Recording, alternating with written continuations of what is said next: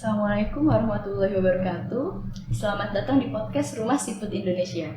Saya Devi, saat ini sedang bersama Kak Rika. Kak Rika adalah remaja yang menggunakan cochlear implant dan FM system. Di samping Kak Rika ada Pak Robi. Pak Robi ini adalah orang tua dari Kak Rika. Serta ada Bu Eka yang mendampingi dan terlibat langsung saat edukasi di sekolah. Yuk teman-teman, mari kita dengarkan cerita Kak Rika dan Pak Robi. Terima kasih loh Kak Rika dan Pak Robi yang sudah hadir di sini. Mungkin sebelum ke Kak Rika, Bu Eka ingin tanya-tanya awalnya nih ya Pak ya, dulu Siap. ketika Kak Rika mulai terdiagnosa difabel pendengaran, saya seringnya menggunakan istilah difabel pendengaran ya. Di luar sana mungkin ada yang lebih nyaman menggunakan kata tunarungu gitu ya, atau ada yang gangguan pendengaran. Tapi yang sering kita pakai di Rumah Seafood Indonesia difabel pendengaran. Tapi itu sama saja gitu ya, yang dimaksud. Nah, Pak mungkin bisa diceritakan dulu awalnya seperti apa dan kapan Bapak mulai menyadari Kak Rika ada difabel pendengaran? Ya, terima kasih Bu. Sebenarnya sih kita awalnya nggak sadar ya, pasti semua nggak ngerti gimana apakah anak kita ini difabel pendengaran atau enggak gitu, sampai kita melihat perkembangan awalnya dari perkembangan motorik sih. Perkembangan motoriknya delay ya gitu, agak lambat gitu, dari harusnya usia sekian bulan sudah bisa ini, Rika belum, tapi memang tetap itu bisa terkejar di bulan berikutnya gitu, tapi agak ada proses delay lah gitu ya. Nah sampai beberapa kali kita datang ke dokter tumbuh kembang anak ya, jawabannya nggak ada masalah Pak, nanti juga akan ngikut kok sampai terakhir itu saya lupa nama dokternya sih, tapi dia ada di Asosiasi Ikatan Dokter Anak Indonesia. Dia bilang akhirnya dites pendengarannya gitu. Apa dia memukulkan sesuatu, ternyata Rika nggak respon gitu loh. Jadi awalnya itu adalah dari perkembangan motorik yang lambat ya gitu. Lambat karena dari lehernya juga dia belum bisa tegak, pada usianya harusnya sudah bisa, belum. Ternyata dia belum bisa.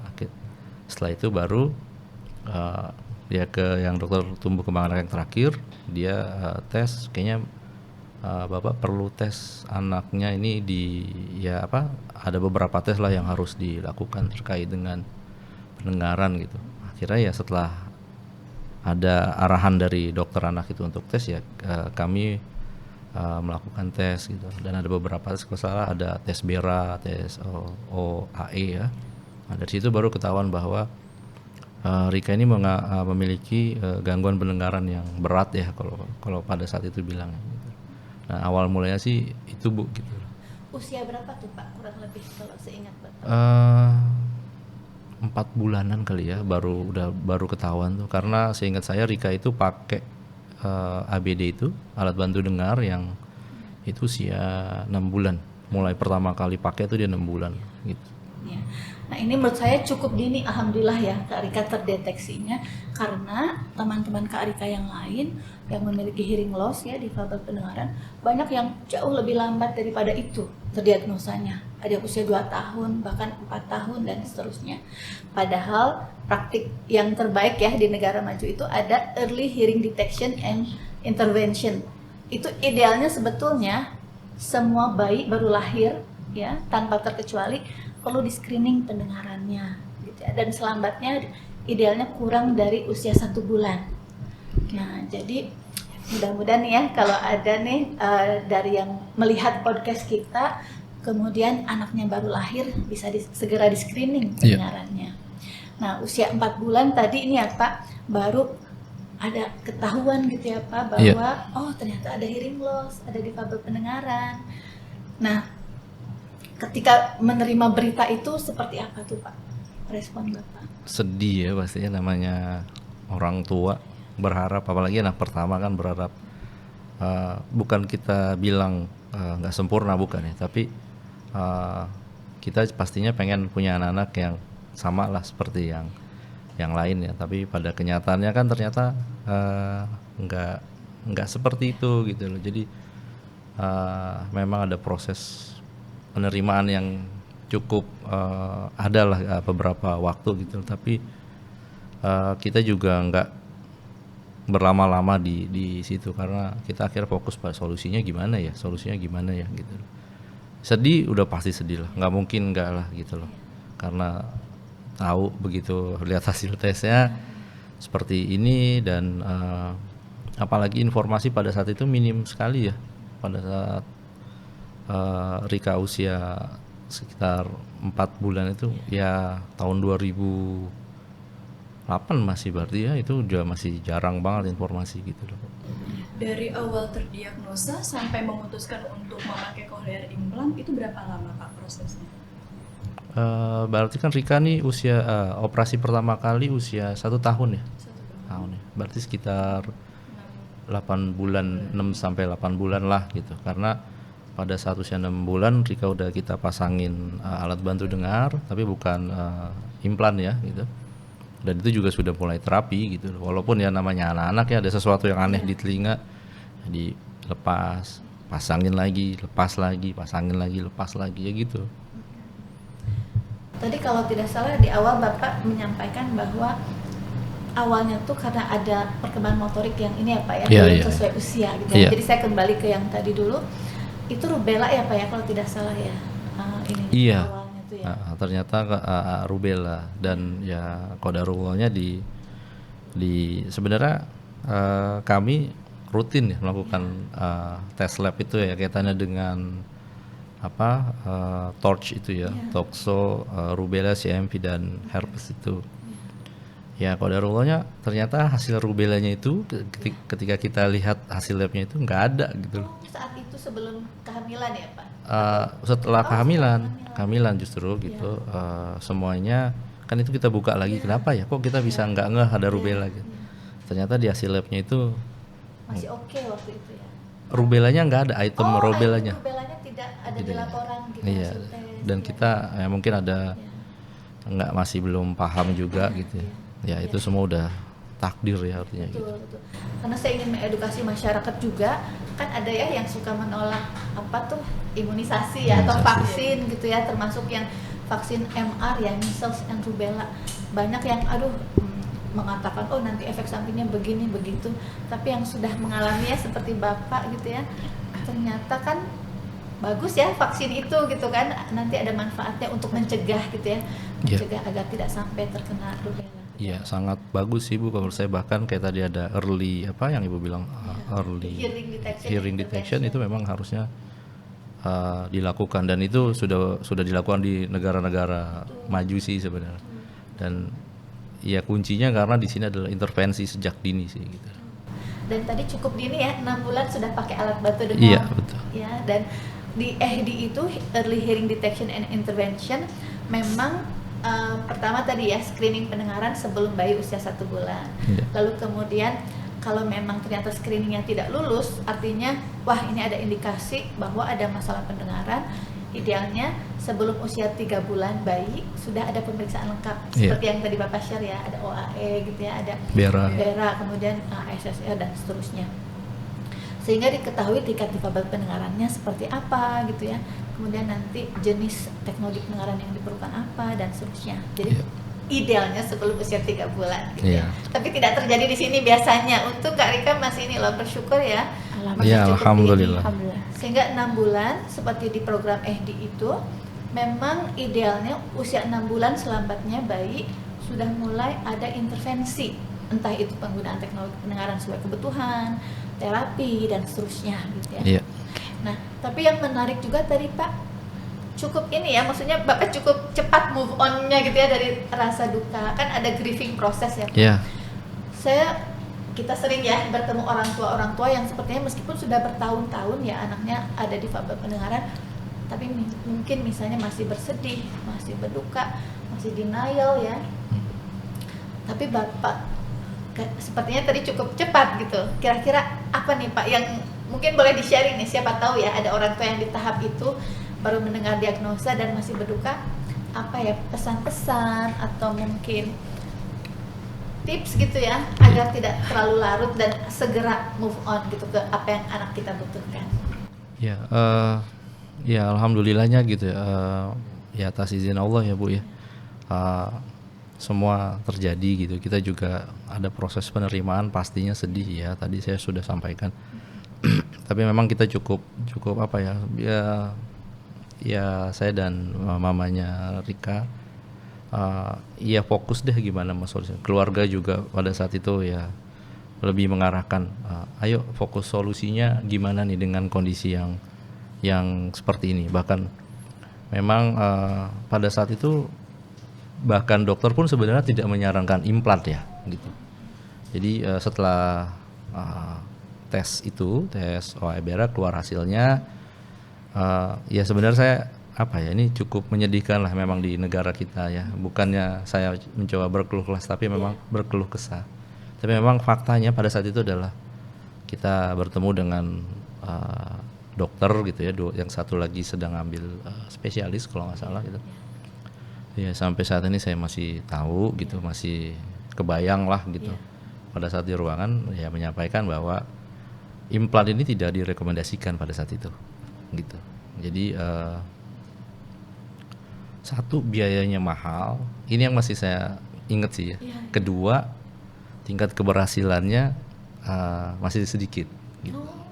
Jadi pada saat itu bahkan kita diedukasi ya sudah pakai alat bantu dengar saja gitu loh. Jadi memang akhirnya kita lakukan itu, pesan gitu ya. Alhamdulillahnya dari keluarga tetap cari informasi tentang ini ya, untuk solusinya apa ya, apakah memang cukup alat bantu dengar saja, apakah ada teknologi yang lain gitu ya, entah itu dari yang Rika, dari mamanya gitu, termasuk dari saya cari informasi semua. Dan itu kenapa kita tanya gimana kalau misalkan pakai implan, karena memang sudah ada informasi itu gitu.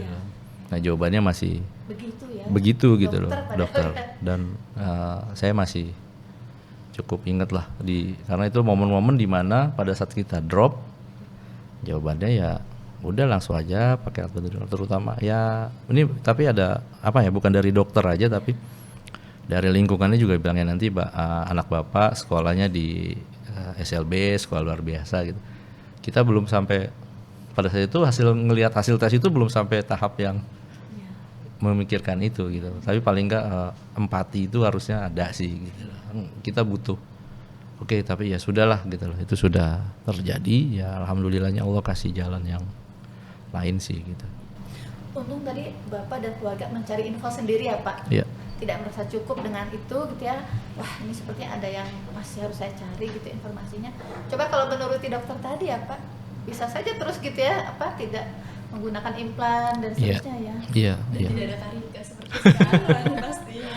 Ya Masya Allah sih kalau ingat itu ya benar-benar apa ya Allah kasih jalan gitu, karena kita kira bertemu komunitas yang memang support banget untuk orang-orang tua yang sedang mengalami seperti kita gitu ya. Dan dia tunjukkan hasilnya bahwa dengan implan itu begini, seperti ini, sampai akhirnya kita bilang kita pengen Rika seperti itu gitu. Jadi memang ya buat orang tua yang masih bersedih ya wajar sih menurut saya, tapi jangan terlalu lama karena kasihan anaknya, masa depannya kan ada di tangan orang tuanya gitu. Proses penerimaan ini tetap harus ada iya, tapi setelah itu fokus kepada solusi untuk anak ini gimana ya gitu loh, karena waktu terus jalan gitu kan, masa depan anak-anak juga dipertaruhkan gitu loh. Bukan berarti misalkan ya kita mencoba ngatur ya ibu ya, tapi paling nggak kan ada usaha yang cukup kuatlah dari kita sebagai orang tua untuk anak kita ini seperti apa gitu. Aku suka banget deh sama kunci Bapak tadi, cari solusinya. Iya. Yang bikin Karika berhasil sekarang ya itu karena Bapak udah berpikir solusinya apa dari masalah. Iya. Tadi diketahuinya tuh tahun 2008 ya Pak ya tadi. Kemudian juga ada informasi dari dokter yang mengatakan ini tidak direkomendasikan kita implan ya. Padahal Bapak cari-cari sendiri justru itu yang dibutuhkan. Betul itu. Gitu ya. Nah itu yang saya sedih adalah itu kan tadi cerita 2008 ya Pak. Ya. Hari ini masih terjadi sayangnya hal seperti itu kan, ini sudah berapa tahun yang lalu ya, 17 tahun yang lalu. Ya Allah. Jadi misalnya saya dengar ini, kita baru aja ada pengalaman ya. Ada ibunya dokter bahkan loh Pak. gitu ya, dokter umum gitu ya, di sebuah rumah sakit yang terkenal lah di Jakarta. Lalu ayahnya juga dokter dan bahkan bekerja di Kemenkes, Kementerian Kesehatan. Nah, lalu anaknya hearing loss ya, waktu itu usia 3,5 tahun, tapi belum tahu apa yang harus dilakukan gitu Pak. Gitu. Untungnya beliau datang ya ke Dr. Harim Priyono gitu ya, salah seorang dokter THT terbaik ya saat ini di Indonesia. Nah, beliau merekomendasikan untuk berkunjung ke sini gitu ya. Orang tua ini mendapatkan edukasi dari kami. Baru orang tua ini merasa senang banget karena baru tahu apa yang harus dilakukan gitu untuk anaknya. Dan ini bukan di daerah loh, ini di Bogor gitu, yang dekat sama Jakarta ya Bu ya. Masih dekat dari Jakarta gitu. Dan saya juga dapat cerita ada yang di daerah juga ya mengalami itu, bahkan datangnya ke profesor gitu Pak, dokter THT dan profesor gitu ya. Lalu kemudian anaknya itu ada hearing loss dan itu juga tidak direkomendasikan yang seharusnya gitu. Yang saya sedih adalah sedemikian minim edukasi di masyarakat gitu ya tentang difabel pendengaran, sampai hal yang Bapak alami di tahun 2008, 17 tahun kemudian masih demikian gitu. Makanya saya berharap ya dari sharing seperti ini membuka mata masyarakat gitu ya, terutama komunitas difabel pendengaran. Amin, amin, amin. Nah, tadi kan ini ya cukup dini alhamdulillahnya gitu ya. Lalu Bapak boleh share juga mungkin ketika memutuskan gitu ya memilih teknologi pendengaran apa gitu, yang mana itu pertimbangan apa nih yang Bapak dan Ibu dan keluarga diskusikan saat itu? Iya, setelah hasil tes keluar itu kan kita cuma tahu satu teknologi aja, alat bantu dengar, dan itu kita coba pakai juga gitu. Terus ya alhamdulillahnya ya atas izin Allah ada opanya Rika temennya mengalami hal yang sama dengan Rika gitu. Akhirnya kita berkunjung sana, melihat ya, diskusi lah ya, namanya sesama orang tua yang memiliki masalah yang sama terkait anaknya. Kemudian dibilang sama mereka ya,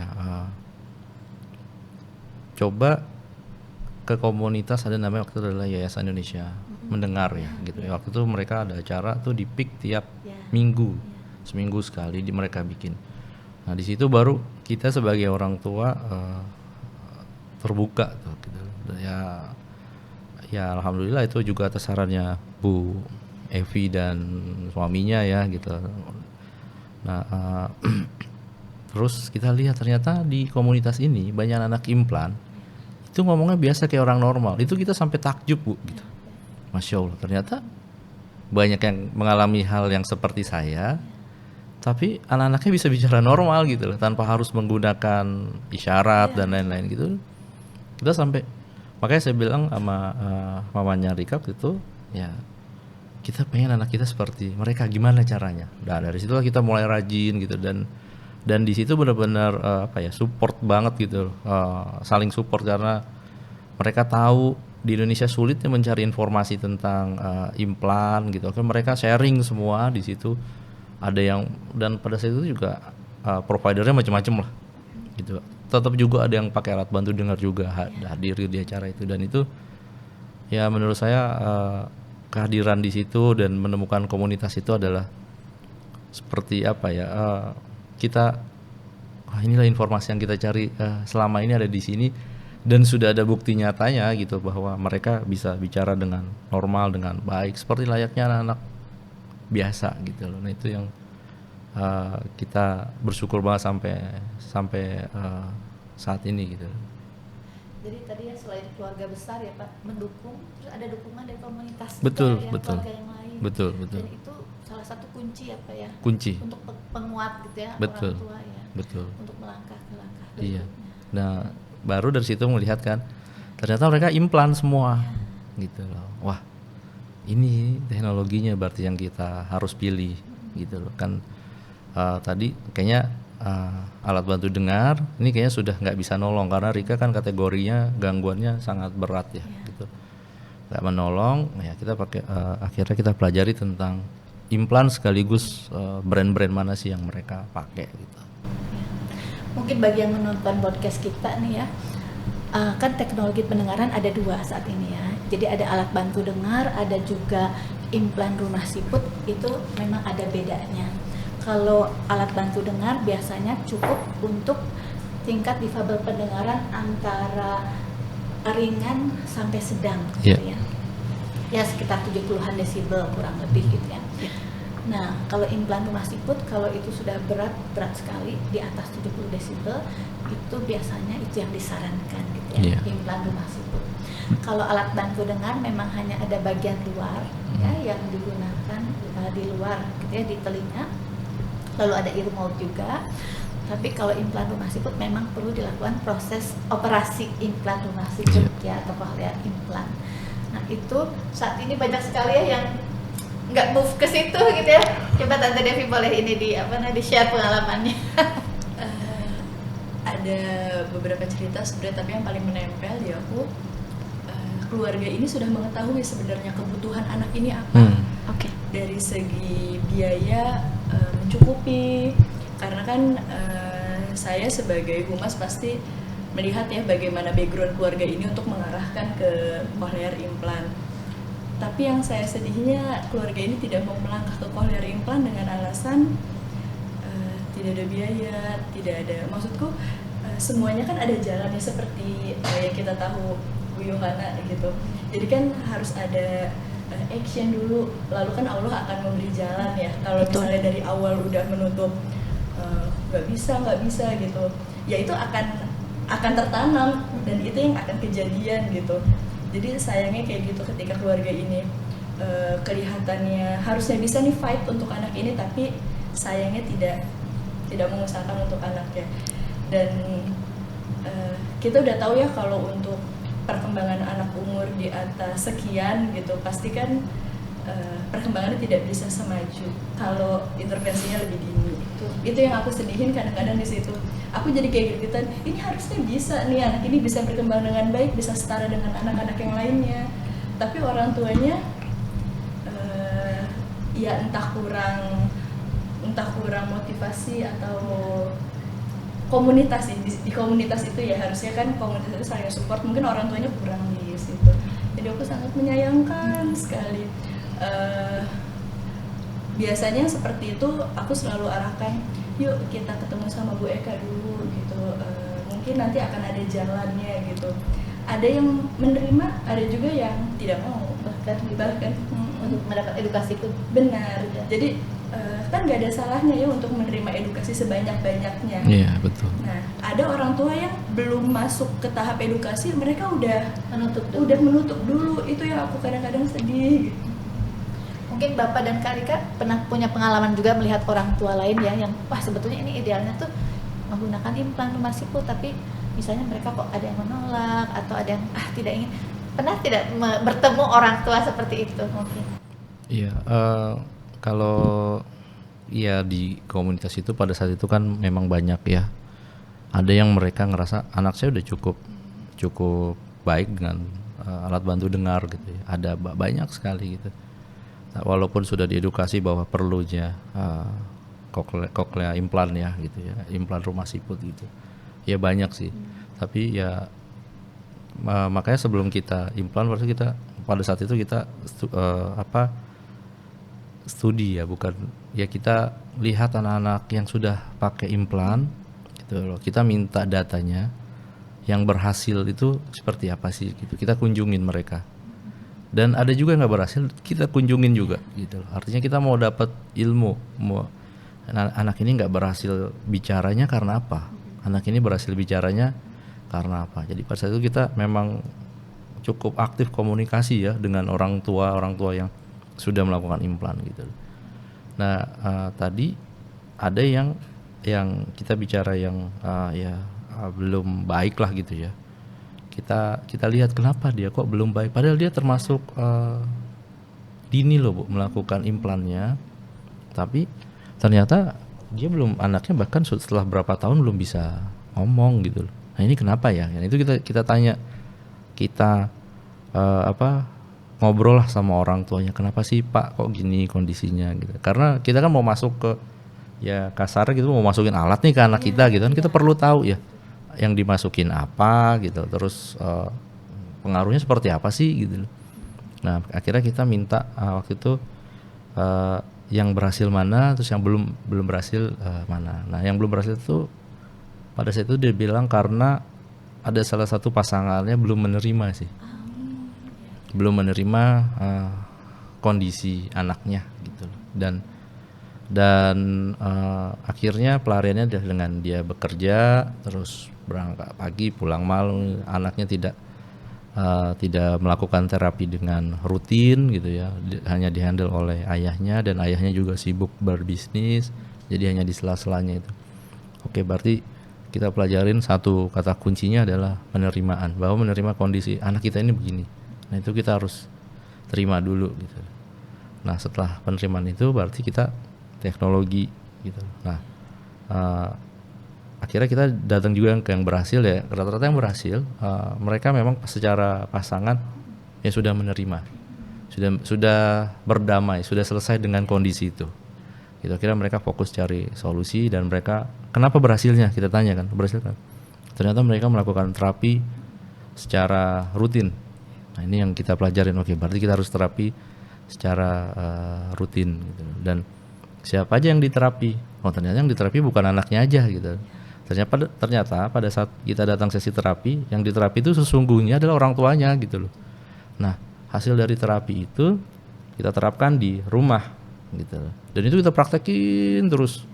Makanya kalau Rika dulu lagi masih kecil kita dudukin pagi itu biasanya jam 6 sampai jam 7, 1 jam gitu sebelum misalkan kami beraktivitas, udah ngobrol terapi tuh. Dari hasil terapi yang didapat kita terapi sampai terapi berikutnya ada pelajaran baru. Nah kita sama gitu, dan itu berlangsung selama 2 sampai 4 tahun lah gitu ya, dan itu tadi bagus Bapak memahami ya saat itu bahwa oh ternyata belajar bahasa yang sesungguhnya justru di rumah gitu kan. Iya betul. Ketika terapi hanya di coach gitu ya, dibimbing ibu dan bapak apa yang harus dilakukan di rumah, karena guru bahasa utama adalah yang caregiver ya, orang tua yang sehari-hari memang bersama anak gitu. Iya. Karena banyak yang salah paham nih Pak, orang tua ya, bahwa oh sudah tenang nih, sudah terapi 1 jam gitu ya, kurang lebih seminggu, tidak begitu menyadari bahwa itu justru murid utamanya orang tua tuh ketika terapi itu ya Pak ya. Iya. Nah justru nanti yang PR besarnya adalah bagaimana orang tua menerapkan itu ketika sehari-hari di rumah bersama anaknya. Sehingga ya karena mereka banyak mengandalkan hanya sesi terapi saja, ya hasilnya juga berbeda dengan Kak Rika gitu ya. Iya. Nah tadi saya kembali sedikit Pak bahwa oh sudah tahu ya teknologi pendengarannya implan rumah siput nih yang tepat untuk kebutuhan Kak Rika. Lalu kemudian pertimbangan untuk memilih dokter, memilih rumah sakit itu apa saja Pak? Kalau boleh di-share Pak waktu itu. Ya, yang pasti kita pilih dokter yang sudah banyak menangani kasus ya, kasus seperti ini. Di Indonesia pada saat itu angkanya masih belasan, gitu loh. Dan hanya pada saat itu di peak deh, di Bintaro baru mau mulai itu. Kita tanya-tanya di komunitas juga ya, mereka sharing bahwa ada di negara Singapura gitu ya, ada dokter yang sudah melakukan ini sekian ratus pasien dan hasilnya bagus gitu. Ya udah akhirnya kita coba komunikasi dengan dokter di sana, dengan rumah sakit di sana, dan itu juga kita yakinkan juga bahwa hasilnya seperti apa. Kita lihat juga anak yang sudah melakukan implan seperti apa di Singapura itu, wah ternyata memang ya baik-baik aja sih. Insya Allah malah lebih baik hasilnya gitu. Kemampuan mendengarnya jauh lebih baik, kemampuan berbicaranya juga jauh lebih baik, dan dari situ baru kita putusin gitu. Oh ternyata kita kayaknya perlunya di operasinya di Singapura deh gitu dengan dokter ini, karena dia sudah menangani banyak kasus gitu. Alhamdulillah puji Tuhannya kalau saat ini ternyata di Indonesia juga ya Pak ya sudah banyak ya anak melakukan operasi implan rumah siput di sini. Dokter-dokter juga banyak yang ahli gitu ya Pak, sehingga banyak juga nih yang hasilnya insya Allah seperti Kak Rika juga gitu ya. Alhamdulillah. Mendengar, berbicara, berbahasa dan lainnya. Nah tadi ya kan ada program early hearing detection and intervention. Nah, kenapa sih ada program itu di negara maju ya, seperti di Australia, di Amerika, juga di Eropa itu? Karena mereka mengejar agar begitu usia sekolah, kemampuan anak-anak ini pendengaran, bahasa, ucapan, kognitif dan lainnya itu sama kurang lebih dengan anak lain sebayanya, sehingga bisa sekolah umum gitu kan.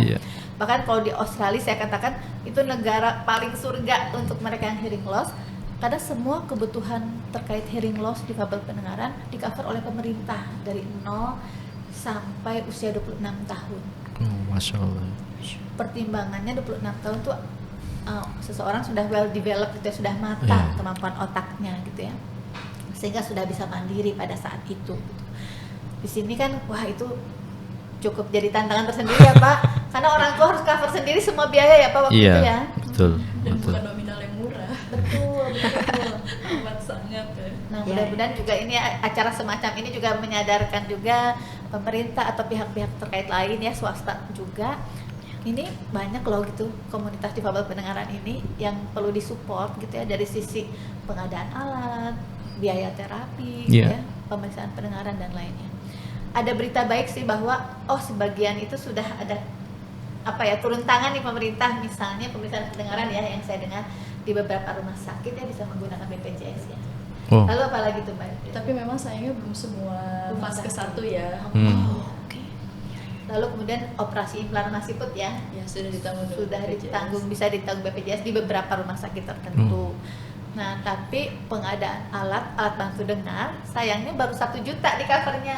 Padahal alat bantu dengar yang bagus itu bisa puluhan bahkan ratusan juta ya. Iya. Implan siput belum ada.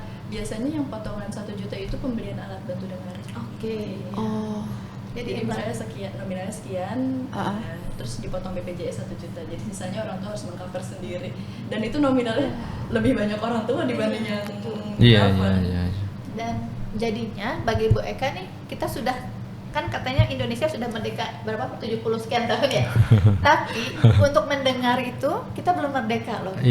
Banyak sekali mereka yang memiliki difabel pendengaran karena tidak bisa mengcover semua biaya yang diperlukan gitu ya untuk bisa mendengar, berbicara, berbahasa, jadinya tidak tidak merasakan mendengar itu seperti apa gitu ya. Jadi mereka tidak bisa bersuara gitu jadinya juga kan. Jadi belum merdeka dari sisi pendengaran. Artinya Kak Rika, pendengaran itu di Indonesia masih barang mewah gitu.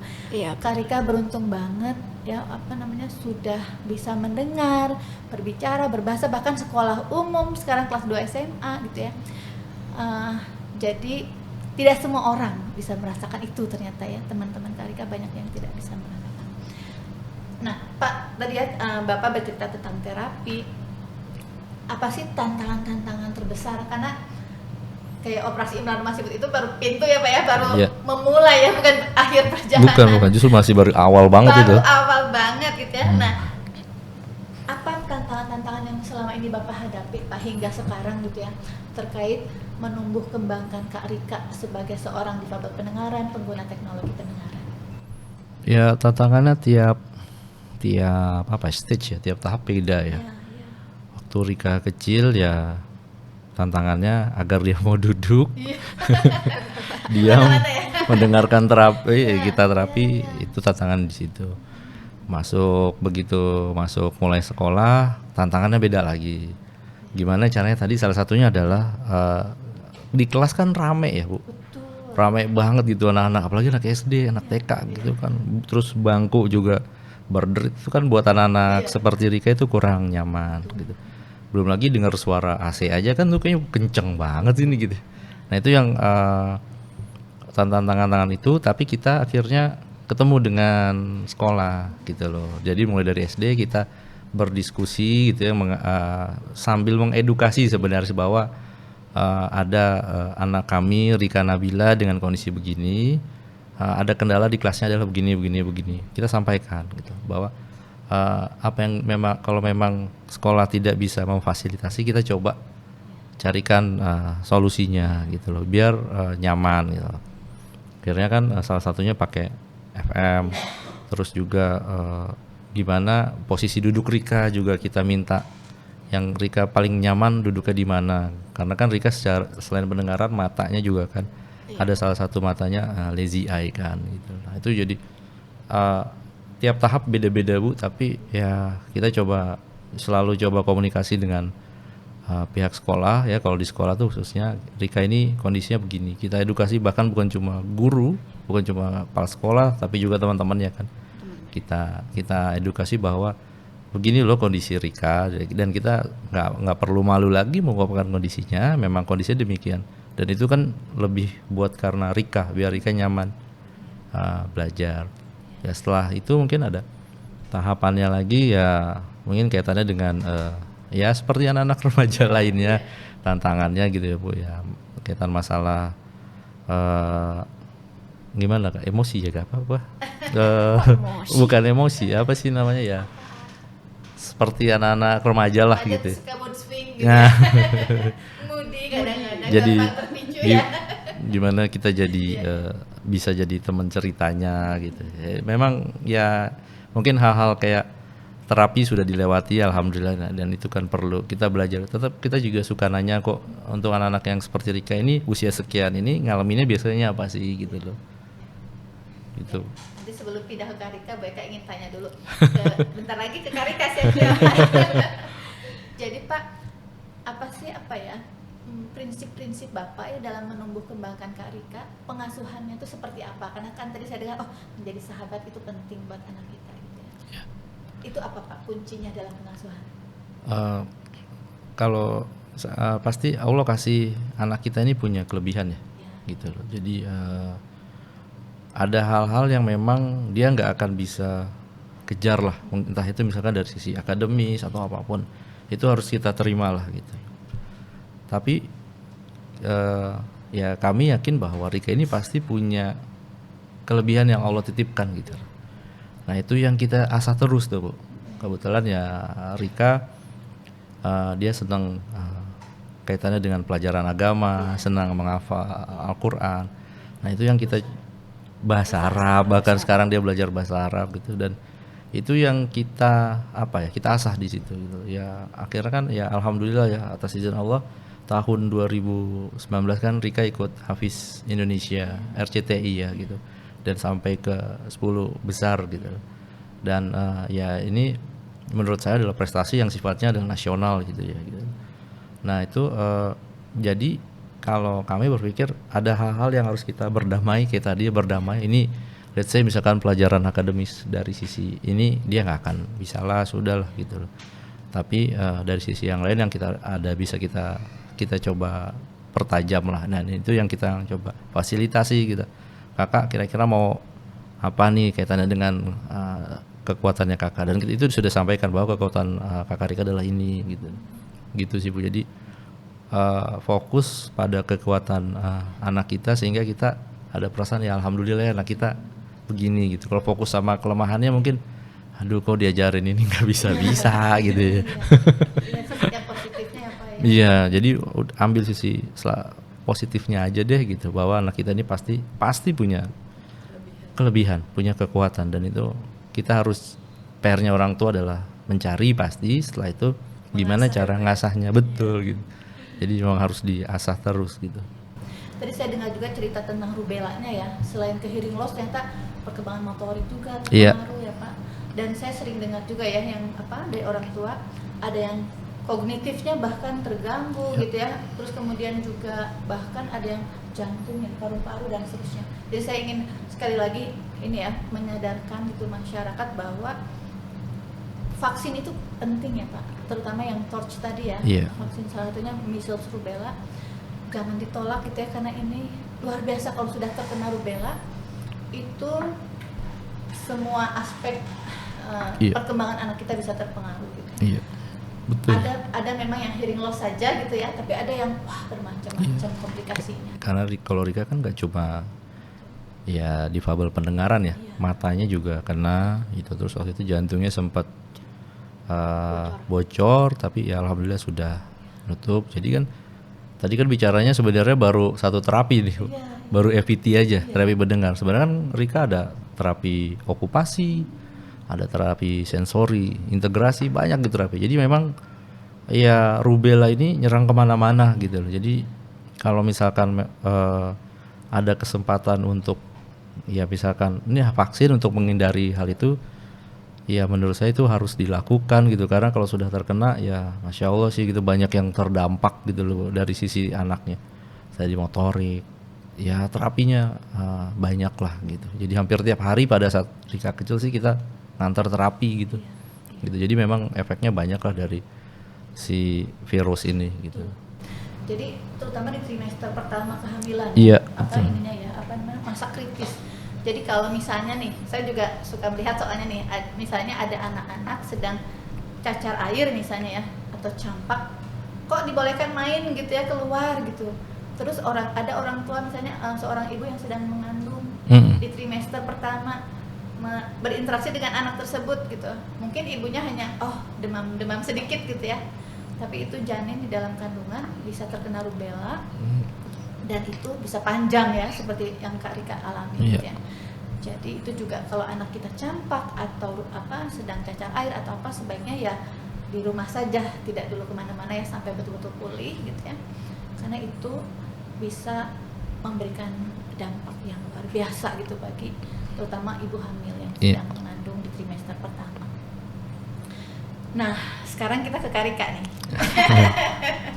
Kak Rika, Bu Eka itu sangat mengagumi Kak Rika selama ini. Ya, jadi mungkin Bu Eka ingatkan nih, atau nanti Kak Rika cerita dulu ya bagaimana sih kita bisa bertemu gitu ya. Oh iya, boleh. Ya, Share. seperti apa gitu ya. Mungkin dari sudut pandang Kak Rika, apa yang diingat berinteraksi dengan Bu Eka nih?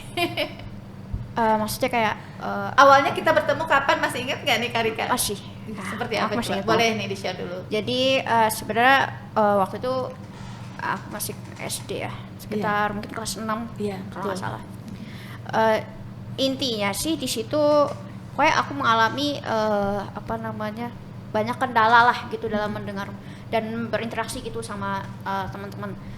Nah, habis itu ceritalah sama mama, aku di sekolah gini. Terus kalau nggak salah aku sempat cerita sama papa juga. Habis itu ya udahlah, setelah kita diskusi akhirnya mama bilang, mama tuh bilang mama nemuin suatu pokoknya yayasan lah gitu. Mama bilangnya yayasan ada terapis gini yang bagus, yang mungkin kita bisa minta bantuan beliau gitu. Ya udahlah, akhirnya di situ ya barulah kita ketemulah sama Bu Eka gitu, diskusi gitu gimana baiknya solusinya segala macam gitu. Ya. Jadi ini Bu Eka itu waktu itu kan mama sedang ikut pelatihan di Rumah Siput Indonesia ya. Lalu mama cerita, Bu Eka, anak saya Kak Rika itu kelas 6 SD suka mengeluh, katanya di kelas itu kok sulit yang mendengar gitu ya, banyak sekali kebisingan dan lainnya, sehingga tidak bisa fokus mendengar suara Bapak Ibu guru gitu kan.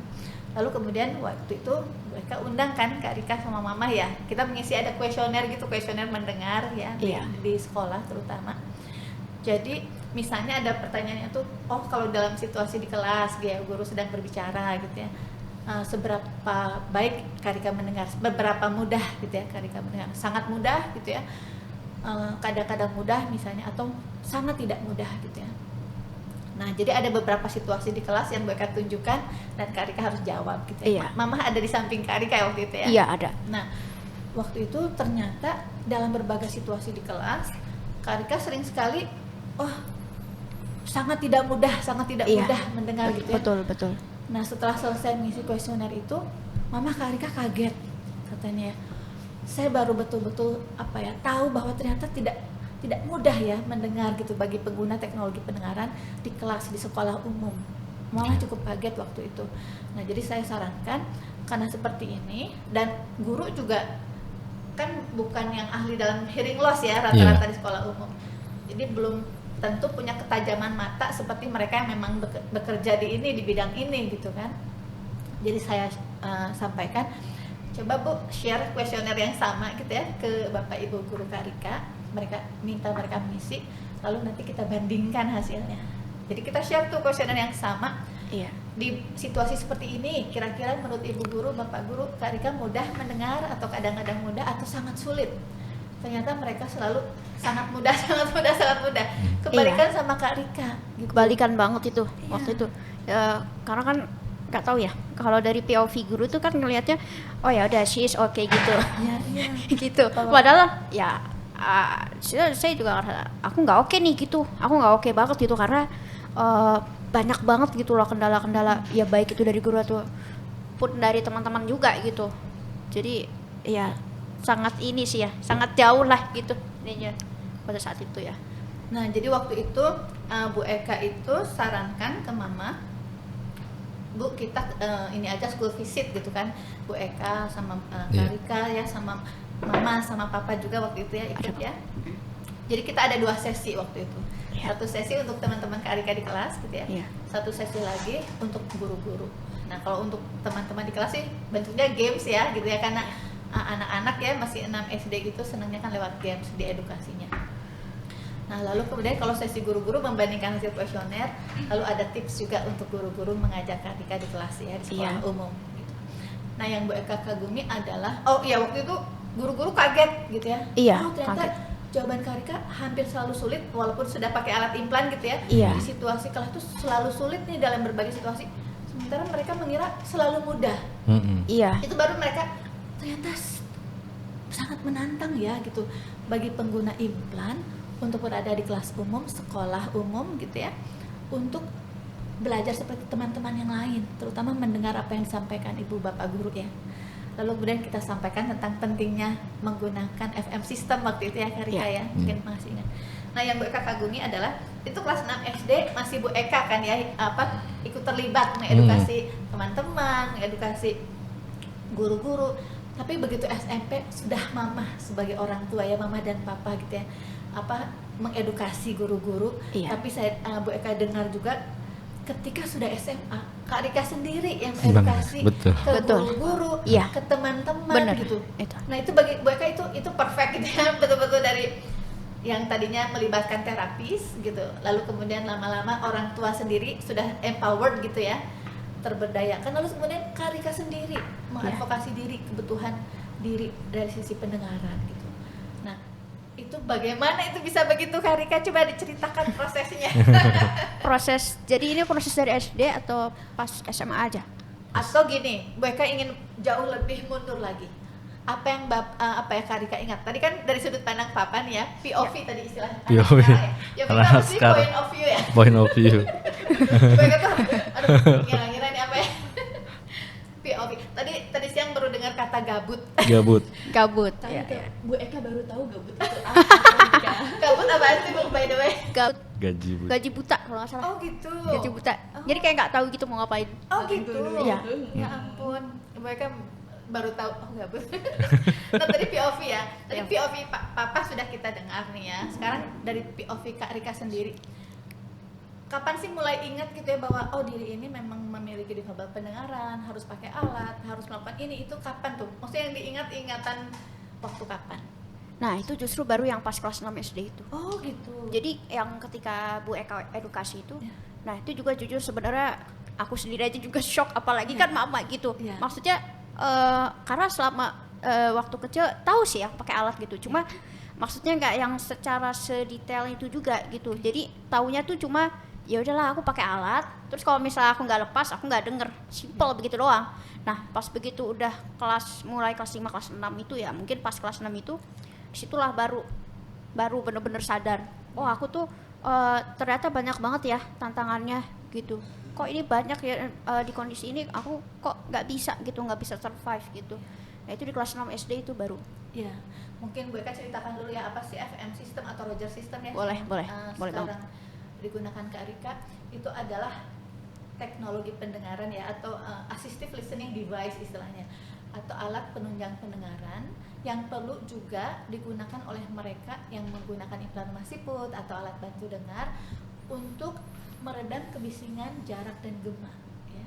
Mungkin kalau Bu Eka sering share ya, ini Kak Rika juga sering membenarkan hal ini, dan mungkin orang tua lain belum tentu sepaham itu ya Kak Rika, bahwa ini kita nih kalau Bu Eka, Papa gitu ya, Tante Devi itu kan ini ya mendengar dengan telinga alami gitu ya. Betul. Jadinya seringnya mendengar itu mudah, Iya. kan? Seringnya mudah. Hanya situasi ekstrim yang itu sulit mendengar. Misalnya ada hajatan ya, terus ada orang yang bernyanyi gitu ya di hajatan itu, sound sistemnya keras sekali. Itu kita ngobrol sama teman kita rasanya aduh cukup sulit gitu ya untuk mendengarnya. Nah, tapi kebalikannya pengguna teknologi pendengaran ya Kak Rika. Iya, betul. Seringnya mendengar itu sulit kata Iya, Kak Rika betul, waktu betul, itu. benar banget. Hanya situasi-situasi tertentu yang mendengar itu mudah. Iya, kata Kak benar Rika. sekali, benar. Mungkin coba aku jelasin ya. Iya. Kalau mungkin misalnya kita bisa pakai persentase misalnya dari 100% Iya, ya. iya. Aku tuh selalu ngasih kayak gitu. Jadi misalnya kayak dari 100% gitu. Kita mungkin ya tadi ya kita compare antara yang telinga alami dengan yang pakai teknologi pendengaran. Kalau yang telinganya alami bisa misalnya kita ambil angka besarnya ya. Misalnya kita ambil 80% lah. Iya. Contoh. Kita ambil 80%. Nah, untuk yang telinga alami ini 80% ini adalah yang mudah. Iya. Gitu ya gampangnya ya. Iya. Nah, terus kalau untuk teknologi pendengaran gimana? Kebalikannya. Gampang aja. Jadi 80%-nya itu adalah yang susah. Jadi sisanya nih 20% ya kalau orang telinga alami itulah yang susah. Kalau kita pengguna teknologi pendengaran itulah yang gampang, itu 20% itu. Jadi nggak bisa dibilang oh ya udahlah nggak apa-apa gitu udah pakai teknologi pendengaran apalagi implan gitu, oh iya gampang-gampang aja. Nggak juga, karena jujur dari aku sebagai pengguna implan koklea yang udah bertahun-tahun, menurutku susah juga, tetap susah gitu. Jadi nggak gampang memang. Nah, tadi kan akhirnya tadi ya ketika kita edukasi ke pihak sekolah ya, waktu itu mulai di 6 SD yang melibatkan Ibu Eka, kita akhirnya edukasi ya ke Iya. pihak sekolah, ke guru-guru bahwa Kak Rika ini memang perlu pakai FM system gitu ya. Waktu itu akhirnya menyediakan ya mama papa ya Iya. FM system. Dan apa yang dirasakan bedanya sebelum menggunakan FM system dan setelah menggunakan FM system? Nah ini perbedaannya cukup jauh ya. Kalau sebelum memakai FM system itu, misalnya kayak di kondisi yang misalnya menantang lah, misalnya di kondisi bising lah, mungkin lebih gampang di situ. Kalau di kondisi bising itu kan kita kan biasanya ngasih FM itu ke orang yang mau ini ya, atau misalnya di sekolah deh, gampangnya di sekolah itu benar-benar sejelas itu tuh suaranya. Even misalnya gurunya lagi nulis di papan tulis, itu kedengeran banget. Itu kayak lagi, gitu. iya kayak lagi bener-bener apa ya, face to face gitu loh, maksudnya nggak yang dengan ada jarak gitu. Terus kalau misalnya gurunya keliling, itu aku tetap bisa kayak, oh gurunya jelasin ini gitu. Jadi cukup terbantu sih dengan adanya FM system ini gitu, alhamdulillah. Nah, jadi mulai digunakan waktu itu kelas 6 SD ya kan? Iya, kelas 6 Iya. SD. Nah, jadi kalau misalnya tanpa FM system ya, jadi ada orang berbicara, ada kebisingan ya, dari sekitar ada jarak, ada gema, itu sangat mengganggu ya. Jadi Sangat mengganggu. tidak bisa betul. full ya dengarnya. Nggak ya, bisa full, karena orang memang berbicara. mungkin ada tambahan juga nih. Iya. Kita ini para pengguna teknologi pendengaran ya, atau difabel pendengaran itu fokusnya tuh gimana ya, aku bilang ya, nggak sefokus orang normal gitu loh. Maksudnya misalnya nih ada suara bising atau suara apa, itu langsung yang kayak konsentrasi itu bisa hilang gitu. Jadi misalnya lagi belajar nih, misalnya gurunya bilang, anak-anak ayo kerjain halaman segini, nomor sekian dari pokoknya kalian kerjain ya nomor sekian sampai nomor sekian gitu. Nah terus kita akan ngerjain gitu kan, tugasnya dikerjain. Tapi kalau bisa ada aja yang misalnya kelutuk-kelutukin pensil gitu, atau Iya. ngobrol dikit gitu kayak, aduh tadi sampai nomor berapa? Buyar Langsung bener-bener buyar gitu. Nah ini mungkin yang banyak yang belum tahu gitu ya, karena kita memang nggak bisa sefokus itu. Kalau misalnya udah ada back sound dikit langsung hilang gitu. Karena pengalaman banget sih. Karena kita kan yang mendengar dengan telinga alami itu ini ya, apa, kayak tanpa usaha gitu ya, otomatis Iya, iya. gitu kan. Otomatis gitu. Tapi kalau Kak Rika pengguna implan rumah siput itu perlu kerja keras ya, perlu Perlu usaha kerja keras, betul. untuk mendengar ya. Jadi kalau tanpa Roger system itu jadinya capek banget berarti ya. Iya, pendengar itu capek ya. banget. Nah, jadi intinya aku sebenarnya pernah bahas ini di IG gitu. Pernah aku bahas, aku edukasi tentang FM itu. Nah, di situ aku bilang kalau misalnya ini tuh seperti alat yang mengurangi beban kita. Karena kalau nggak pakai FM udah kayaknya susah banget gitu. Jadi kalau pakai FM insya Allah lebih terbantu gitu. Ya. Jadi Roger system atau FM system itu ada dua bagian ya. Ya. Ada yang digunakan oleh guru gitu ya, dikalungkan ya biasanya ya, kurang lebih ya seperti HP gitu ya, HP kecil. Kayak HP ya. Itu namanya transmitter ya atau pemancar gitu ya. Lalu kemudian ada yang tergantung audio prosesornya ya. Betul. Ada yang dilekatkan sedikit gitu ya ke alat gitu ya. Ada juga yang sudah termasuk di dalam alat itu sendiri, tinggal diinstal ya. Jadinya mau jarak sejauh apapun gitu ya, coveragenya sampai 25 meter. 25. Jadi sampai 25 meter jaraknya 25 meter pun gitu ya bahkan gitu ya. Lalu kemudian kebisingannya seperti apapun, gemaknya seperti apapun, itu semua diredam. Seakan-akan guru ada di sebelah kita gitu. Betul, ya, kayak betul, jernih betul. sekali gitu ya. Iya. Nah, Kak Rika, ini Bu Eka dari tadi bahkan sudah lama ya kagumnya tuh Kak Rika bisa percaya diri gitu ya. Bahkan tadi ya SMA bisa mengedukasi teman-teman gitu ya ke guru gitu bahwa saya itu ada difabel pendengaran, saya tantangannya seperti ini di kelas, lalu kemudian saya butuh dukungan ini itu gitu. Itu bagaimana sih Kak Rika bisa punya kepercayaan diri? Menurut Kak Rika tuh awalnya seperti apa ya gitu? Awal. Jadi kayaknya sih peran orang tua sih. Ya. Lebih banyak di peran orang tua. Jadi mama sama papa itu selalu bilang kalau Allah itu menciptakan manusia tuh pasti ada kelebihan dan kekurangan. Mungkin nanti udah sempat di mention ya sama papa. Dan ya kita gak usah fokus gitu sama kekurangan yang tadi papa sebutin itu. Yang papa bilang harus diasah kemampuan ininya lah gitu ya. Maksudnya ya kita tonjolin aja gitu, kita bisanya apa. Jadi mereka tuh kayak dia tuh juga bisa gitu loh. Gitu. Jadi ya itu mungkin salah satu yang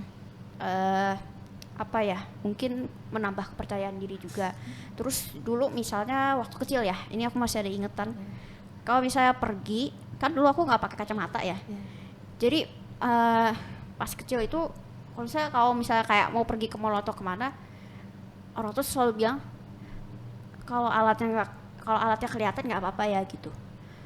Karena mama juga pakai alat bantu, papa juga pakai alat bantu. Bedanya mama sama papa itu memakai alat bantu untuk melihat. Kalau Rika, kakak tuh memakai alat bantu juga, tapi untuk mendengar itu aja gitu. Jadi begitu misalnya kayak keluar diliatin sama orang pun juga ya bodo amat gitu kan. Karena ya udah nggak apa-apa gitu. Nah, tantangan yang pernah dihadapin ya selama ini sebagai pengguna teknologi pendengaran, sebagai seseorang yang memiliki difabel pendengaran tuh apa saja tuh Kak Rika yang dialami, yang diingat? Yang diingat ya, mungkin ada kurang lebihnya ada beberapa lah. Ada mungkin yang pertama yang kendala mendengar itu. Kendala mendengar itu yang tadi kita ceritain ketemu BK itu. Terus yang kedua mungkin lebih ke masalah sosialisasi ke teman-teman, karena kita ini kan beda dari yang lain gitu. Nah itu gimana gitu kita mengedukasinya gitu kan, karena kan kadang-kadang kita melihat respon orang-orang itu juga nggak seperti yang kita expect gitu. Terus yang ketiga itu mungkin tadi yang masalah PD, apalagi kalau udah mulai beranjak remaja itu sih 3 yang paling menurutku yang paling challenging lah, maksudnya ya paling besar lah. Kak Rika, Boleh, sejauh dari Kak Rika kan sudah tumbuh dewasa nih, pernah nggak merasakan dibully oleh teman-teman? Karena cukup banyak orang tua yang sharing sama kita kalau anak saya di sekolah dibully sampai ada yang alatnya sampai rusak, Kak. Masya Allah. Oh iya. Kalau masalah bully ini mungkin enggak ya, alhamdulillah. Cuma ya karena teman-temanku itu support banget gitu. Ada satu momen yang aku inget banget di SMP. Wah itu yang bener-bener sepertinya teman-teman yang mungkin punya teman kayak aku harus dengerin sih ceritanya. Karena itu bisa membuka hati kalian ya mungkin ya. Jadi aku waktu itu kan SMP kan di daerah sini juga nih, di Lebak Bulus sini juga. Dan itu kan jaraknya cukup jauh dari rumah. Hari itu qadarullah aku tuh lupa bawa baterai cadangan. Dua-duanya. Jadi aku bener-bener yang pas di sekolah tuh kayak tiba-tiba mati gitu dua-duanya. Itu bener-bener mati, terus aku bingung nih, aduh gimana gitu. Tapi tetap berusaha tenang gitu. Pada saat itu adalah pokoknya nggak tahu ya, waktu itu ketua kelas tuh kayaknya baru masuk gitu. Terus aku colek-colek. Aku emang ngomong gitu. Kan biasanya kan berasa ya. Ngomong gitu. Aku ngomong, aku nggak bisa denger. Semua temen tuh langsung diem. Gimana gitu loh, mereka tuh langsung kayak yang iya langsung yang kayak nyari solusi gitu. Jadi mereka bukan fokus ke diri mereka, tapi mereka fokus gimana caranya aku nih bisa masalah aku bisa selesai gitu. Nah pada saat itu akhirnya ketua kelas bilang, yaudah guys kalian tunggu aja di sini biar aku yang ngurusin semua gitu, untuk masalah ini apa segala macam baterainya gitu. Akhirnya dia bilang ikut aku. Akhirnya kan kita lantai aja kan ada beberapa gitu. Waktu itu kelasku tuh di lantai berapa ya, 4 kalau nggak salah, 3 atau 4 gitu. Nah pada saat itu akhirnya yaudahlah pokoknya temanku bilang ikut aku gitu, cari ustazah gitu, wali kelasku gitu, Ustazah Rahma namanya mungkin disebut aja. Terus abis itu ya udah diajak gitu ke lantai ini, udah ada Ustazah Rahma nggak, udah kita nyari gitu bener-bener sampai kelas-kelas tuh kita kelilingin gitu. Aduh Ustazah Rahma nggak, karena kan siapa tahu lagi ngajar di kelas itu gitu kan. Akhirnya ketemulah sama beliau gitu. Terus temanku ini bilang sama Ustazah gitu, Ustazah ini Rika gini-gini. Aku nggak tahu siapa yang diomongin tapi kayaknya sih itu ya gitu. Boleh nggak pinjem HP-nya? Akhirnya Ustazahnya tuh bilang, oh ya udah ya nih pakai HP Ustazah gitu. Abis itu temanku ini langsung nyari nomornya mama. Dia bilang, tante Rika nggak bisa dengar gini, dia nggak bawa baterai gitu. Jelas tuh, udah jelas gitu, sampai di telepon dia yang nelfon, dia yang ngomong gitu. Terus abis itu oh ya udah ya. Nah setelah itu udahlah kita komunikasi kan lewat teks gitu. Dia tulis baterainya lagi diantar ya gitu. Ya udah akhirnya sementara waktu itu kita ikut pelajaran, dan pada saat itu yang bikin deg-degan adalah pelajarannya itu udah pelajaran Al-Quran. Kan susah ya, maksudnya kan apalagi waktu itu native dari luar gitu. Jadi ada guru ada syekhah gitulah waktu itu. Nah tapi untungnya temenku ini akhirnya dia ngambil kertas, dia sobek itu kertas, dia atau bukan sobek kertas sih waktu itu kalau nggak salah malah pakai buku. Jadi dia nyari halaman yang kosong itu cuma buat nulis biar bisa komunikasi sama aku gitu. Jadi ketika misalnya gurunya ngomong apa, dia tulis di situ. Tadi Syekhah nanya ini gitu. Dia tulis bener-bener ya sedetail itu gitu. Akhirnya singkat cerita itu kan udah menjelang zuhur. Terus ditulis tunggu ya baterainya lagi diantar, bentar lagi sampai. Nah alhamdulillah setelah itu sampai gitu. Itu berkat teman-teman berarti ya? Iya alhamdulillah itu bersyukur banget gitu loh, kan rezeki banget gitu dapat teman-teman yang mereka tuh support gitu. Terus nggak yang mereka tuh ya nanya tentang kondisi aku, tapi maksudnya bukan yang untuk mengejek, tapi biar mereka tuh tahu aku tuh harus ngapain sama Rika gitu. Jadi ternyata teman-teman tuh mensupport sekali ya Kak Rika ya. Iya. Karena mereka tahu teredukasi ya Kak Rika perlunya apa, dan pada umumnya kan orang-orang tuh ingin membantu ya kalau bisa membantu. Ternyata tadi yang sigap tuh teman-teman ya, sampai sekelas, ketua kelas sampai terlibat mencari-cari ustazah dan seterusnya gitu ya. Nah Kak Rika, selama ini yang diingat ya terkait pengasuhan mama papa, apa sih yang paling Kak Rika syukuri gitu? Paling disyukurin, wah banyak sih Ya, yang paling utamanya apa nih? paling utama itu tadi mungkin masalah PD itu sih, yang kan manusia punya kelebihan punya kekurangan, even yang mungkin bukan special need pun pasti punya gitu ya, pasti ada celah kurangnya dia gimana gitu. Terus sama papa juga bilang ya udah nggak usah dipikirin lah gitu, fokus apa yang jadi kekuatanmu, dan pokoknya selagi kita baik di mata Allah ya udahlah gitu, nggak usah pikirin gitu apa kata orang. Kalau kita pikirin apa kata orang, kitanya capek sendiri, dianya juga capek sendiri, karena dianya ngejek kitanya masukin ke hati juga kan. Jadi bad mood iya gitu ya. jadi bad mood gitu kan. Jadi semuanya iya jadi kemana-mana gitu ya. Itu mungkin yang salah satu yang mungkin menurut aku syukurin banget, dan itu yang mungkin alhamdulillah berhasil, dan akhirnya alhamdulillah aku bisa pede sejauh ini gitu. Kak Rika ada tips nggak sih untuk teman-teman yang lain nih, bagaimana biar bisa pede seperti Kak Rika? Ya paling itu mungkin kalau untuk teman-teman ya itu menurutku kembangin bakat kalian aja gitu. Misalnya kan aku sebenarnya banyak nih ketemu teman-teman pengguna implan juga teknologi pendengaran, mereka nggak pede padahal mereka tuh sebenarnya ada apa ya, ada kelebihan yang ya mungkin teman-teman normal lain pun mungkin nggak punya gitu. Jadi saranku mungkin kalau buat teman-teman, mungkin kalau ada teman-teman pengguna teknologi pendengaran gitu ya, atau adik-adik gitu yang nonton ini, coba kalian tuh kembangkan gitu bakat kalian apa gitu. Jadi biar nanti teman-teman kalian yang mungkin ya normal lah ya gitu ya, itu ngelihat oh dia tuh sebenarnya juga bisa gitu. Jadi itu mungkin salah satu yang bisa bikin pede gitu. Gue kan jadi penasaran kedepannya apa sih cita-cita Kak Rika nih?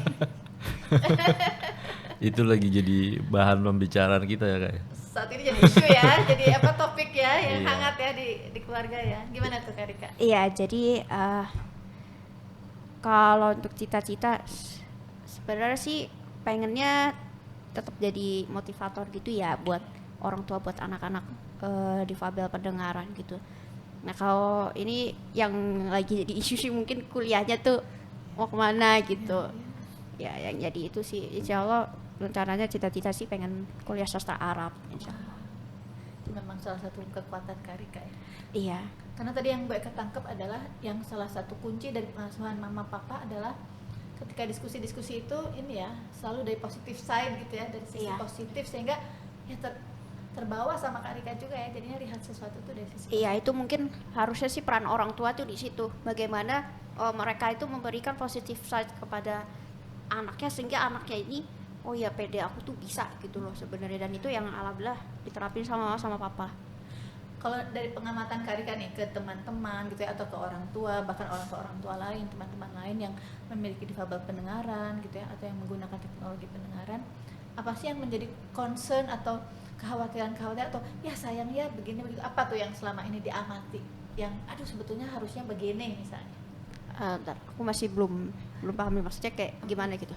Jadi misalnya kan tadi ya, oh harusnya pede nih, tapi kok yang lain tidak pede, atau misalnya kok mereka malu gitu ya, atau misalnya ini harusnya menggunakan Roger system, kok ini tidak menggunakan Roger system. Oh. Apa sih yang menjadi concern gitu ya, perhatian yang ini harusnya teman-teman tuh begini loh, tapi mereka belum begini, ada nggak?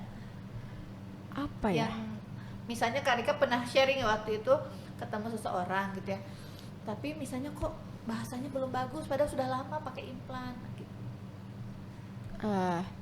Gak tahu sih ya kalau misalnya kayak concern yang aku tahu malah justru concern kita sebagai pengguna teknologi pendengaran itu justru malah yang kayak ya tadi misalnya dia harusnya pakai FM tapi nggak dikasih gitu kan. Nah kalau menurutku yang jadi concern kalau kita lihat ke orang-orang sekitar adalah bagaimana memahami si anak ini. Oke. Menurutku ya, karena pengalaman. Ya. Jadi waktu SD itu sebenarnya bukan ngebully sih mereka, cuma nggak paham gitu. Bagaimana caranya berinteraksi sama aku, yang mereka sudah ibaratnya sudah mungkin 5 tahun 6 tahun bareng, tapi mereka nggak paham gitu loh. Ini kok oh gini ya, gampangnya gini.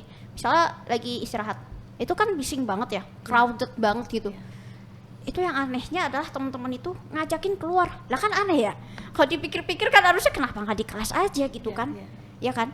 Nah, tapi ternyata teman-teman itu malah ngajakin ngobrol di luar. Padahal aku udah bilang, aku nggak bisa ya dengan kondisi begini. Tapi mereka tuh kayaknya sih nggak tahu bodoh apa atau gimana gitu. Ya, itu ya gitu sih. Terus mereka tuh males ngulang. Oke. Jadi misalnya kita lagi ngobrol nih. Terus ada omongan yang aku nggak denger gitu. Aku bilang, tolong dong ulangin, aku nggak denger. Males nih, diulang-ulang mulu gitu. Jadi tadi concernnya berarti lebih ke sekeliling gitu ya? Menurutku lebih ke sekeliling, memahami. Iya, si memahami, pengguna betul. teknologi pendengaran. Itu memang yang menjadi PR mungkin bagi ya semua sih mungkin ya, baik itu guru, teman, ataupun bahkan mungkin orang tuanya sendiri gitu. Bagaimana memahami si anak ini gitu. Apa sih situasi-situasi paling menantang gitu dalam mendengar gitu ya, yang orang lain seringnya tidak paham kalau tidak ada hearing loss gitu. Mereka yang menggunakan telinga alam itu tidak paham bahwa Kak Rika tuh misalnya pengguna teknologi pendengaran itu seperti apa. Apa tuh yang situasi apa yang cukup sulit? Ini banyak mitosnya sih. Nah, Nah, mitosnya apa banyak aja? mitosnya ini.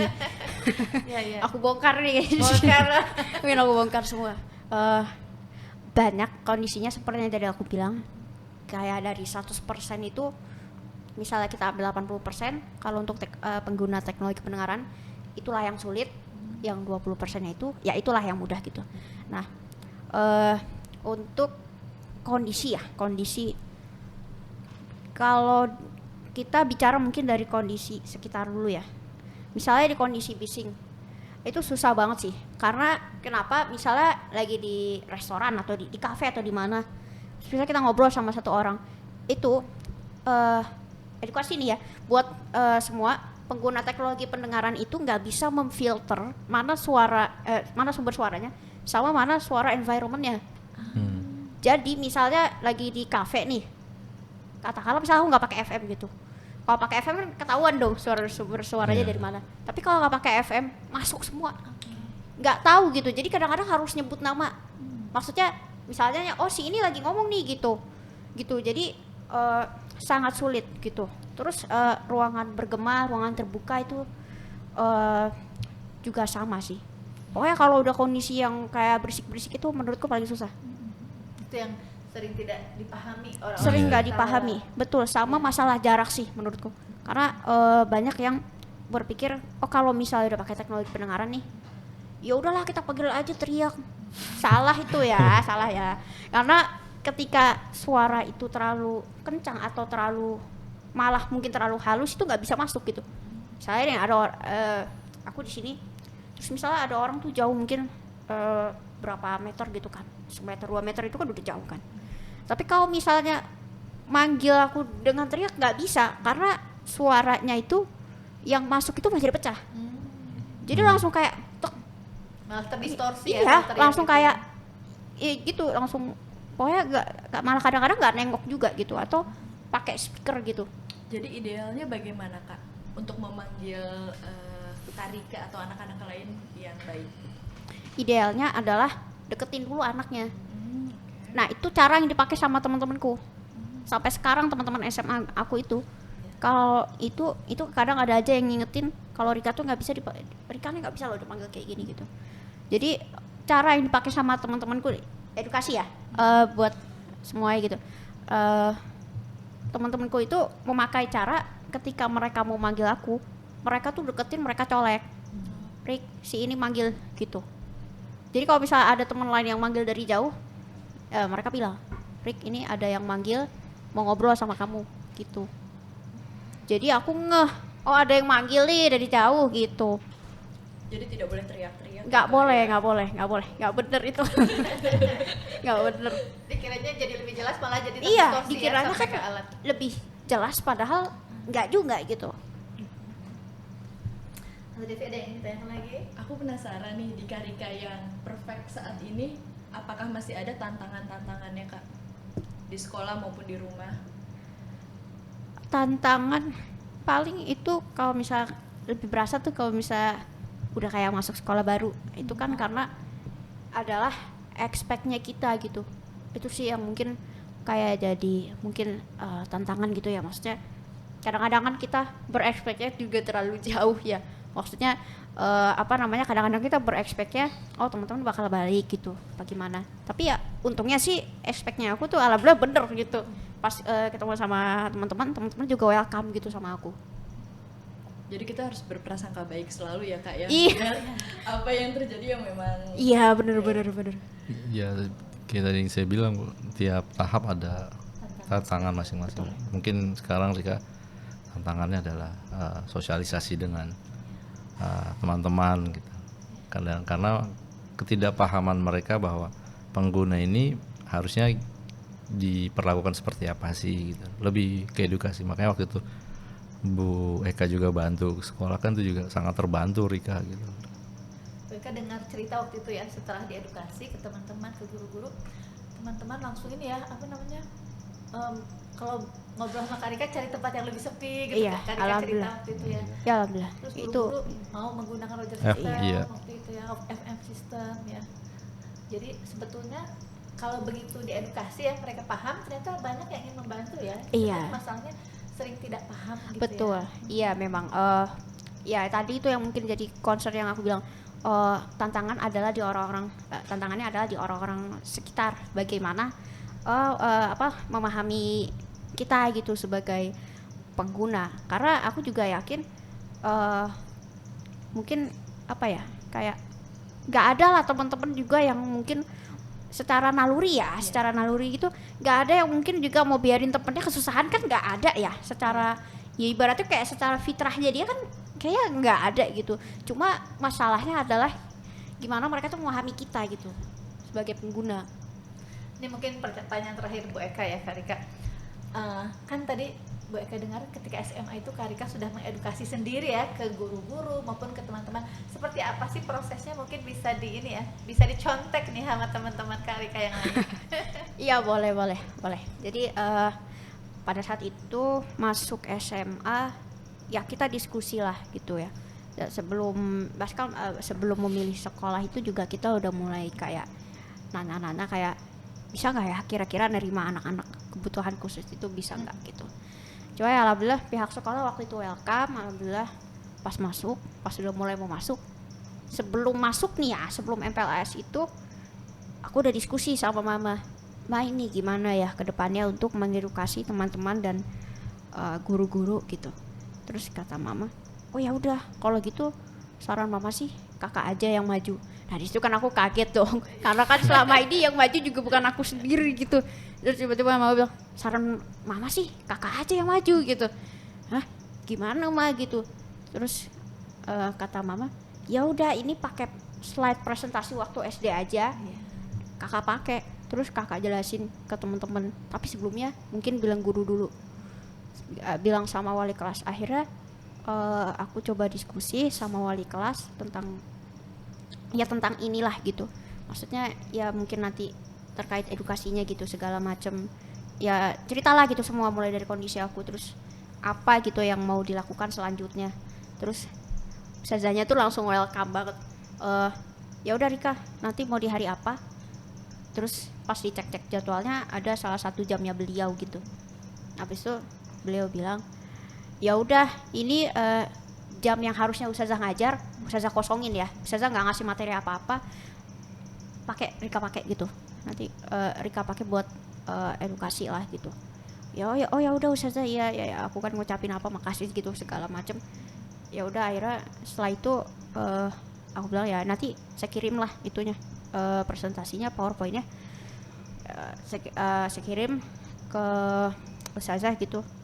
Terus jadi ya presentasi biasa gitu, dan alhamdulillahnya respon teman-teman itu baik gitu. Dan dari wali kelas juga waktu itu bilang ya mohon supportnya ya, kalau misalnya nih ada guru yang pakai masker tolong minta dibuka, karena dia nggak bisa denger dengan kalau misalnya orang pakai masker itu susah gitu.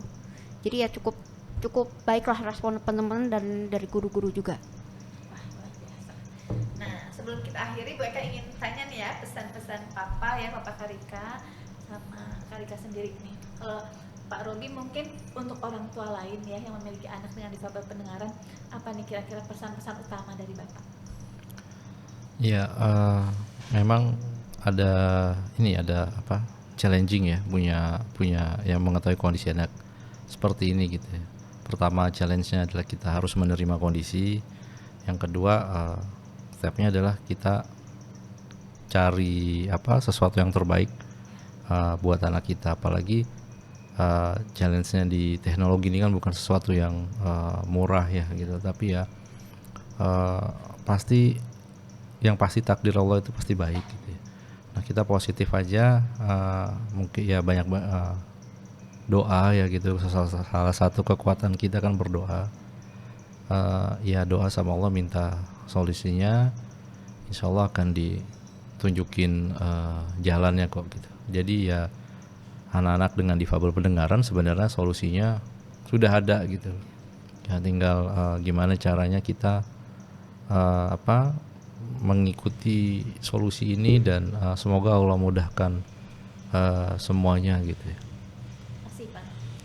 Kalau dari Kak Rika nih kepada teman-teman ya yang memiliki difabel pendengaran, pengguna teknologi pendengaran, bahkan orang tua mereka, kira-kira apa nih pesan-pesan utama dari Kak Rika yang ingin disampaikan? Oke, mungkin kita mulai buat teman-teman pengguna dulu ya, teman-teman pengguna dan adik-adik semuanya yang mungkin ya, yang menonton ini. Percaya aja sama diri kalian kalian tuh sebenarnya nggak ada bedanya sama anak normal, aku bilang. Kenapa? Karena Allah tuh kan menciptakan manusia itu sebaik-baik sebaik-baik ciptaan ya, kalau di Quran itu dibilang. Percaya aja sama diri kalian, yakin kalau Allah tuh sayang sama kalian, karena gak semua orang bisa sekuat kalian gitu. Mungkin ada yang dikasih kondisi kayak gini, dia malah menyalahkan takdir segala macem, akhirnya nggak pede juga gitu, akhirnya menutup diri. Jadi ya percaya aja itu udah yang terbaik lah dari Allah gitu. Nah terus kalau buat para orang tua sebenarnya kurang lebih sama, dan apa yang tadi udah di-mention sama papa juga. Tapi mungkin ada satu yang aku pengen sampaikan sih. Sebelumnya saya izin dulu nih buat para orang tua gitu ya, bukannya saya mau merasa lebih baik apa bagaimana. Karena ya maksudnya kan ini memang belajar dari pengalaman aja.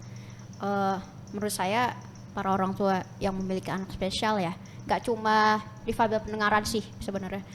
Orang tua yang memiliki anak spesial atau special needs itu sebenarnya adalah orang tua spesial. Saya bilang gitu. Kenapa?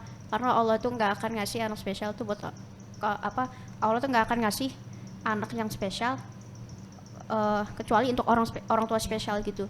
Jadi maksud saya ya harus bisa lebih sabar, lebih bisa bersyukur lah gitu. Karena ya apa yang Allah titipkan itu berarti spesial buat semuanya. Terima kasih banyak ya Kak Rika, Pak Robi Ya, sudah hadir sama-sama. di podcast Rumah Siput Indonesia. Mbak Devi juga terima kasih ya Tante Devi sudah Sama. mendampingi. Terima kasih para penonton ya podcast kita. Sampai berjumpa lagi di podcast berikut Rumah Siput Indonesia. Nah mudah-mudahan podcast kita hari ini bermanfaat. Dan Amin, amin. Amin amin ya Allah, amin. bisa kita sebarluaskan lagi kepada mereka yang membutuhkan, sehingga harapannya adalah semakin banyak masyarakat teredukasi tentang difabel pendengaran. Selamat malam kalau di sini saat ini. Salam sejahtera untuk kita semua. Assalamualaikum warahmatullahi wabarakatuh. Waalaikumsalam warahmatullahi wabarakatuh.